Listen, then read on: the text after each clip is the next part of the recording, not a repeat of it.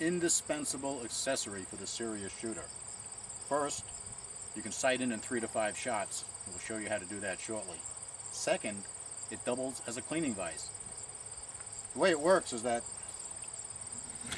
you can move the various sections back and forth along these sliding bars here so that you can adjust to any length gun. Even if you tighten it up, you can even use it for some pistols. In order to sight in, you need to be able to fire a good 3 or 5 shot group.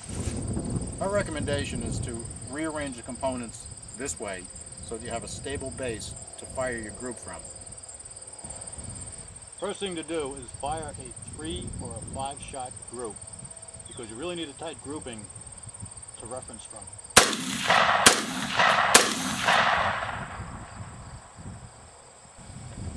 Now this is the 3-shot group that we fired using a AR-15 223.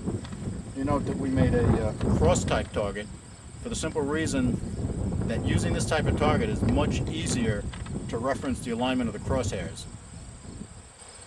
It's important to mark the center of the group. And we supply iridescent markers you put right over so the center of the group is right in the middle of it.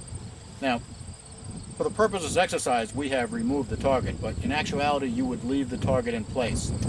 The next thing you want to do is put the rest in the same approximate position as when you fired your shots.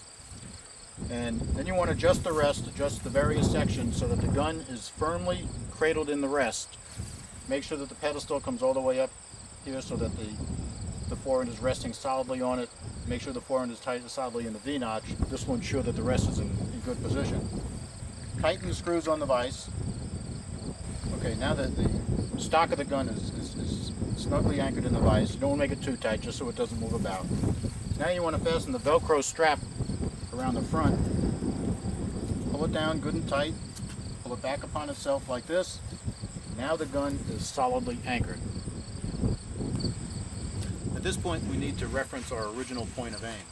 Now to do that, unload your gun, get it set in the vise just the way we have it here, and then you don't want to touch the adjustments on the scope at this point.